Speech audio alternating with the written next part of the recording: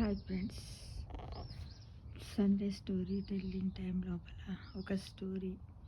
ఆ స్టోరీ ఎలా ఉంటుంది అంటే, మన ఫ్యామిలీ వాల్యూస్కి మరియు మన మన ఆధ్యాత్మికంగా మరియు మన భగవద్గీత, మన రామాయణ భాగవత కథలన్నింటికి కూడా అది వివరిస్తూ ఉంటుంది. ఫ్రెండ్స్, అందరు కూడా తప్పకుండా భగవద్గీతను చదవాలని ఒక స్లోగాన్ పైననే ఇదొక కథ, ఇదొక దగ్గర సేకరించాను అంతే, నేను రాయలేదు. ఏంటంటే సండే స్టోరీ టెల్లింగ్ టైంలో ఎక్సలెంట్ స్టోరీ. ఒక ముసలావిడ ప్రతిరోజు గుడి అందు భిక్షం అడుగుతూ ఉంటుందంట. ఒకరోజు ఆ గుడిలో నుంచి ఒక సాధువు ఆ ముసలావిడను ఇలా అడిగాడట, ఏమని? మీరు మంచి కుటుంబానికి చెందినవారు, మీ కొడుకు చాలా మంచివాడు కదా, మరి మీరు రోజు ఎందుకు ఇక్కడ నిలబడుతున్నారు అని. అప్పుడు ఆ ముసలావిడ ఈ విధంగా జవాబిచ్చిందట, బాబు, మీకు తెలుసు కదా, నాకు ఉన్నది ఒకే ఒక కొడుకు. నా భర్త చనిపోయి చాలా సంవత్సరాలు అయ్యింది. నా కొడుకు 8 నెలల క్రితం ఉద్యోగం కోసం నన్ను విడిచిపెట్టి వెళ్ళిపోయాడు. వెళ్తూ నా ఖర్చుల కోసం కొంత డబ్బు ఇచ్చి వెళ్ళాడు. ఆ డబ్బు మొత్తం నా అవసరాలకు అయిపోయింది. నేను కూడా ముసలిదాన్ని అయిపోయాను. కష్టం చేసి ఏదైనా పని చేద్దామంటే నాలో శక్తి క్షీణించింది. డబ్బు సంపాదించే పరిస్థితుల్లో నేను లేను అని ఆ ముసలావిడ చెప్పిందట.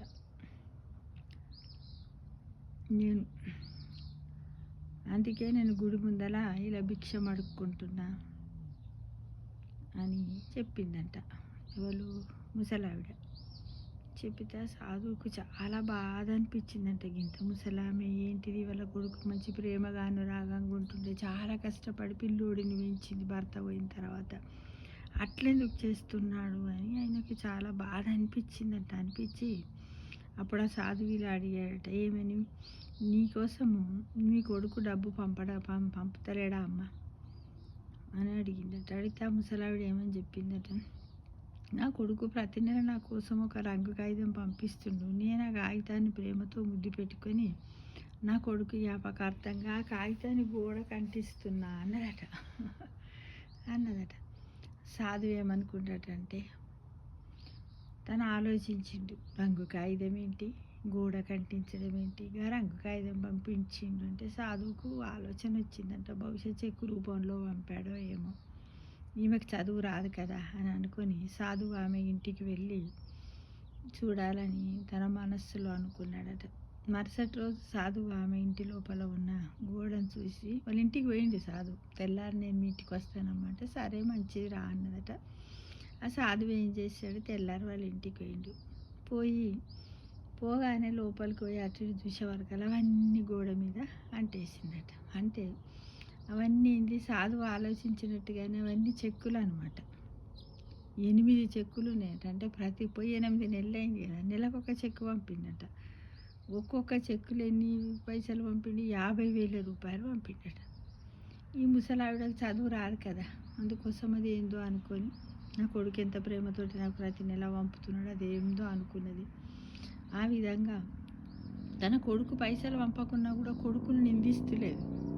తను పంపినటువంటి ఆ రంగు కాగితం అంటే ఏంది, ఇక్కడ చెక్కును ఆమె దగ్గర ఎంత విలువైన సంపదనో అని దాన్ని ముద్దు పెట్టుకుంటూ కొడుకు యొక్క ప్రేమను తను ఏ విధంగా నిలుపుకుంటూ గోడ కంటేసుకుంది. ఫ్రెండ్స్, చూసారా? కానీ తిడుతులేదు, నా కొడుకు పైసలు పంపుతలేడు గిరాంగు. కొద్దిమంది అయితే మనం మానవు మాత్రం కదా, మనం ఏంది ముందే నెగిటివ్ థింక్ చేసి తర్వాత పాజిటివ్ థింక్ చేసే మనుషులం కదా. ఏమనుకుంటారు, ఏంది వీడు పిచ్చి కాగితం పంపిండు, పైసలు లేవు, ఏం లేవు నాకు బతకడానికి, అది ఇదని వేరే వాళ్ళైతే చాలా అంటారు. కానీ ఆ అమ్మ మాత్రం ఏమంటలే అనక మంచిగా అడబెట్టుకుంది. అయితే అప్పుడు ఏమనుకున్నాడు ఈ సాధువు, ఓహో ఈమెకు చదువు రాదు కాబట్టి అందుకోసం మీకు ఏం అర్థం కాక రంగు కాగితం అన్నది ఏదో ఒకటి మన క్యాలెండరు లేకపోతే ఏదో దేవుంది అన్నట్టుగా అంటేసుకుంది అని మనసులో అనుకొని ఈమె దగ్గర ఎంత విలువైన సంపద ఉందో కూడా ఆమెకు తెలియదు అని సాధువు అర్థం చేసుకొని ముసలావిడకు వాటి యొక్క అక్కడున్న గోడపైన అంటించినటువంటి రంగు కాగితాల రూపంలో ఉన్న చెక్కుల గురించి వివరించి చెప్తుండే ఆమెకు అర్థమైనట్టుగా. ఇంతవరకు మీ అందరికి అర్థమైంది అనుకుంటాం. ఏంటంటే తల్లి ప్రేమ, చదువు రాకపోతే ఎంత నష్టం. తల్లి కొడుకు సరిగ్గా తల్లికి డబ్బు రూపంలో పంపకుండా ద్వేషించలేదు కాబట్టి ఇది చాలా బాగుంది ఇక్కడ వరకు కదా ఫ్రెండ్స్. ఈ కథ మీకు విచిత్రంగా అనిపించవచ్చా? ఏమున్నది గింత అని అనుకుంటాం, కానీ దీనికి చాలా ముందు పోతే మనకు చాలా ఉంది ఫ్రెండ్స్. కానీ మనం కూడా ఈ కథలో ఉన్న ముసలావిడ లాంటి వాళ్ళమే. ఎందుకు? మనందరి దగ్గర ఒక భగవద్గీత అనే గ్రంథం ఉంది ఫ్రెండ్స్. కానీ మనకు భగవద్గీత ఎంత విలువైన సంపదో అర్థం అవ్వలేదు. ఎందుకంటే అవ్వకు రంగు కాగితం రూపంలో ఉన్న చెక్కులు ఎలా అర్థం అవుతలేదో, ఈ భగవద్గీత విలువ కూడా మనకు తెలియక దాన్ని మనం ప్రతిరోజు చదివి భగవద్గీత ప్రకారం జీవితం గడిపి ఉంటే బాగుండేవాళ్ళం. ఎంత విలువైన సంపదను ఫ్రెండ్స్. అయితే మనం ఏం చేస్తున్నాము? అప్పుడప్పుడు భగవద్గీత అనేది ఉన్నది అని అప్పుడప్పుడు మన ముసలావిడ అనడం అంతా బాగుండదు. మన బామ్మలాగా మనం అప్పుడప్పుడు భగవద్గీతను ప్రేమతో తీసి ఏదో 2-3 పేజీలు చూడనట్టుగా చూసి దాన్ని దండం పెట్టుకొని భగవద్గీతకి, ఎందుకంటే శ్రీకృష్ణ భగవానుడు రాశాడు కాబట్టి దండం పెట్టుకొని ఇంట్లో పైన అలమారలో కానీ దేవుడి మందిరంలో కానీ దాన్ని మనం ఏం చేస్తున్నాం? భద్రంగా పెట్టుకుంటున్నాం. అంటే ఈ ప్రపంచం మొత్తం ఒక భగవద్గీత ఆధ్యాత్మిక సంపదకు సెల్యూట్ చేస్తుంది. చూడండి, మన భారతదేశం ప్రపంచం మొత్తం కూడా మన భగవద్గీతకి చాలా విలువ. అంటే మన భారతదేశ సాంప్రదాయాలు, సాంప్రదాయాలు అంటే చాలా ప్రపంచంలోనే అతి విలువైనవి. అందరూ కూడా దానికి నమస్కారాలు చెప్పడం, సెల్యూట్ అనే పదం అన్ని దేశాల వారు కూడా చేస్తూ ఉన్నారు. కానీ మనము మన సంస్కృతిని విడిచిపెట్టి విదేశీ ముసుగు లోపల ఉంటున్నాం, మరియు బారిన పడిపోతున్నాం. సనాతన ధర్మము భూమిపై అవతరించిన కాలము నుండి కోట్ల మంది జీవితాలను మారుస్తున్న గ్రంథం ఏంటిది? భగవద్గీత అని మనం తెలుసుకోలేకపోతున్నాం ఫ్రెండ్స్. ఈ ఆధునిక సాంకేతిక కాలంలో సైంటిస్టులు కనుక్కుంటున్న ఎన్నో కొత్త విషయాలను ఎన్నో కోట్ల సంవత్సరాల క్రితమే తెలియజేసిన అద్భుతమైన గ్రంథం భగవద్గీత. ఎప్పుడో చెప్పారు అందరూ కూడా. అయితే ఇందులో ఏంటి? ఎన్నో వ్యాధులకు మందులు రామాయణ మహాభారత భగవద్గీతల్లో ఉన్నాయట. ఇప్పుడు ఉన్నటువంటి ఇదే ఇప్పుడు క్యాన్సర్ అంటారు, అప్పుడు రాచపుండో ఏదో అనేవాళ్ళని మన పెద్ద మనుషులు చెప్పారు. భగవద్గీతలు అప్పటి వరకే ఉన్నాయంట. ఏది రామాయణంలో, భారతంలో, భాగవతంలో ఈ మందుల గురించి అక్కడక్కడ మన ఋషులు అక్కడక్కడ వివరించారట ఫ్రెండ్స్. అంటే గొప్ప సైంటిస్టులను సైతము హిందువులుగా మారుస్తున్న గ్రంథము భగవద్గీత. అంటే దైవ విధేయులుగా మనం అంటే చాలా ఇష్టమైనటువంటి గ్రంథం అన్నమాట. ప్రపంచంలో కొన్ని కోట్ల మంది హృదయాల్లో కూడా కంఠస్థం చేయబడినటువంటి గ్రంథం భగవద్గీత. ఈ ప్రపంచంలో ఎప్పుడు అత్యధికంగా పఠించబడుతున్న గ్రంథం భగవద్గీత. పఠించడం అంటే ఏంటి? చదివే గ్రంథం భగవద్గీతనే ఉందట. ఇంకా ఎన్నో గొప్ప ఘనతలు కలిగి ఉన్న ఈ భగవద్గీతను ఫ్రెండ్స్, దేవుడు మనందరికీ పవిత్ర రామాయణ మహాభారతాలను భగవద్గీతను చదివి అర్థం చేసుకొని దాని ప్రకారంగా జీవితాన్ని గడిపే భాగ్యాన్ని ప్రసాదించాలని మనమందరం కోరుకుందాం, ఆశిద్దాం. ఎందుకంటే తప్పకుండా ప్రతి ఒక్కరు కూడా భగవద్గీతను చదువుకున్నట్టయితే ఏమి తెలియని వాళ్ళు కూడా, ఎందుకంటే మనము పుట్టినప్పుడు ఎలా పుడతామంటే టబల రస అని అంటారు, ఏది సైకాలజీలో. అంటే ఏమి రాయని పలకలాగా, ఒక బల్లలాగా పుడతాం. మన బుర్రలో ఏముండదు, తర్వాత అన్నీ ఆపాదించుకుంటాం. అలానే మనం బ్రతకడానికి ఎన్నో మార్గాలను కూడా మనం వేసుకోవచ్చు ఫ్రెండ్స్. ఈ భగవద్గీతను చదివితే మంచి చెడుల గురించి ఇవన్నీ గురించి. అయితే దీన్ని వేరే దగ్గర సేకరించాం ఫ్రెండ్స్. కాబట్టి ఈ రోజు నుంచైనా కనీసం ఈ ఓల్డ్ ఇయర్ అంటే 2024లో చదవకున్నా పర్వాలేదు, కానీ 25లో మనం కొన్ని మార్పులు చేసుకుంటాం కదా. ఎందుకంటే ఎవ్రీ పర్సన్ కూడా ఆడిట్ చేసుకోవాలి మన లైఫ్ గురించి. ఎవ్రీడే చేసుకోవాలి, ఎవ్రీ మంత్ చేసుకోవాలి, ఎవ్రీ ఇయర్ చేసుకోవాలి, ఎవ్రీ వీక్ మనం ఆడిట్ చేసుకోవాలి. ఎందుకంటే మన మంచి చెడులు అంటే ఏంటి అసలు? సంతోషంగా ఉండడం, చక్కగా తిరగడం, ఫ్రెండ్స్తో అది కాదు. ప్రతి ఒక్కటి ఏదంటే మన ఉదయం లేచినటువంటి మన ప్రతిరోజు దినచర్య కాడ మొదలు పెడితే ఆర్థికంగా, ఆరోగ్యం, ఇవన్నీ అనమాట. మనం జాబ్ చేసే చోట ప్రతి ఒక్కటి అన్నిట్లలో చాలా శాఖలు ఉంటాయి కదా మనకు దినచర్యలో. ఒకే శాఖ ఉండదు కదా.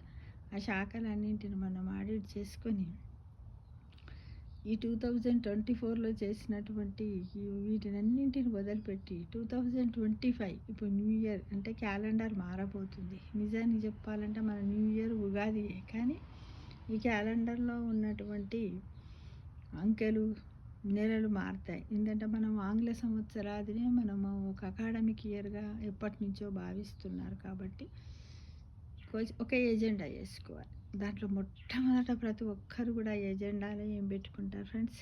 ఈ సంవత్సరంలో కనీసం ఒక రోజులో అంటే చదవడం అంటే వీలు కాకుండొచ్చు. ఎందుకంటే జాబులు చేస్తున్నారు, బిజీ లైఫ్ ఉంది ఈ రోజుల్లో. కాబట్టి ఏదో ఒక రోజు మీకు తోచిన రోజు వారంలో పెట్టుకుంటావా, 2 సార్లు, ఒకసారి, లేకపోతే నెలలో ఏది ఏమైనప్పటికీ కూడా రోజు భగవద్గీతను స్నానం చేసిన తర్వాత ముట్టుకొని దండం పెట్టిపోయి నీకు వీలున్నప్పుడు, దానికి టైం అంటూ నియమాలు ఏమీ లేవు భగవద్గీత. ఎందుకంటే చాలామంది అంటారు భగవద్గీత చదవాలంటే నాన్ వెజ్ తినొచ్చా లేదా అని అంటారు. తినొచ్చు, ఏముంది దాంట్లో, మనసు ముఖ్యం, ప్రధానం. కానీ మనం ఏంటంటే ఒక మంచి దేవుడు ప్రసాదించినటువంటి గ్రంథంగా భావిస్తాం కాబట్టి తినకుండా చదివితేనే బాగుంటుందేమో అలా అనుకోండి. ఏముంది, మనం ఒక్కరోజు పెట్టుకున్నప్పుడు తినేవాళ్ళు ఎవరైనా ఉంటే ఆ రోజు తినకండి, తినక చదువుకోండి, తప్పేం లేదు కదా. ఈ విధంగా ప్రతి ఒక్కరం కూడా భగవద్గీతను మనము ప్రతి ఇంట్లో భగవద్గీత ఉండాలి. ఆ కుటుంబంలో ఉన్నటువంటి పేరెంట్స్, మనకంటే ముందు మన అమ్మ నాన్న, అత్తమ్మలు, మామయ్యలు, అమ్మ నాన్న ఉంటారు, అందరితో వాళ్ళని చదివించాలి. వాళ్ళని చదవకపోతే, వాళ్ళకి అందుబాటులో లేకపోతే మన ఫ్రెండ్స్, ఇంటి చుట్టుపక్కల ఉన్నవాళ్ళు కానీ, ఎదురుగుండా ఉన్నవాళ్ళు కానీ ఒక నియమం పెట్టుకోండి ఫ్రెండ్స్. ఒకవేళ ఆర్థికంగా మంచిగా ఉన్న వాళ్ళైతే ఒక నియమం పెట్టుకోండి. ఏంటంటే ఎవరికైనా భగవద్గీత లేదు అంటే నేను కొనిస్తానని రెడీగా ఉండండి ఫ్రెండ్స్. ఎందుకంటే నేను ఒక సంకల్పం పెట్టుకున్నాను, భగవద్గీత ఉందా అమ్మ అని ఎవరన్నా అడిగితే మీరు చదువుతారా, మీకు ఇంట్రెస్ట్ ఉంటే నేను కొనిస్తా అని అంటున్నాను. కొనడానికి ప్రయత్నం చేస్తాను. కానీ నేను అడిగిన 10 మందిలో 7గురికి భగవద్గీత లేదు. నిజం. అవునా, అందులో శ్లోకాలు ఉంటాయట కదా, సంస్కృతంలో చదవాలట కదా మేడం అని వాళ్ళు అంటున్నారంటే కింద వచనం కూడా ఉంటుందమ్మా, చదువుకోవచ్చు. నేను ఫస్ట్ అట్లనే చదివిన. తర్వాత ఈ మధ్యకాలం లోపల నేను కొంచెం టైం ఎక్కువ దొరికింది రిటైర్డ్ అయిన తర్వాత, శ్లోకాలు కొంతవరకు చదవడానికి ప్రయత్నించాను. అలా అని వాళ్ళకి నేను చెప్పిన. కాకపోతే ఈ మధ్యకాలంలో వచన రూపంలో, బొమ్మల రూపంలో ఈ మధ్యనే ఒకటి చక్కటి పీడిఎఫ్ వచ్చింది, చాలా బాగా అనిపిస్తుంది. దాంట్లో ఏమీ లేదు, బొమ్మలు ఇస్తాడు. చిన్నపిల్లల కార్టూన్ షోలు ఉంటాయి చూడండి, అలానే ఇచ్చి తెలుగు లోపల ఆ యొక్క అధ్యాయం గురించి వివరణ చాలా బ్రీఫ్గా చాలా బాగుంది ఫ్రెండ్స్. అది నేను ఈ మధ్యలో నాకు ఎవరో పెట్టారు పోస్ట్, దాన్ని అందరికీ నేను కూడా షేర్ చేశాను. అది మీకు దొరికినట్టయితే ప్రయత్నించండి, తప్పకుండా చదువుకోవాలని ప్రతి ఒక్కరిని కూడా హ్యాపీ న్యూ ఇయర్ సందర్భంగా ఆశిస్తున్నాను friends. Thank you for watching.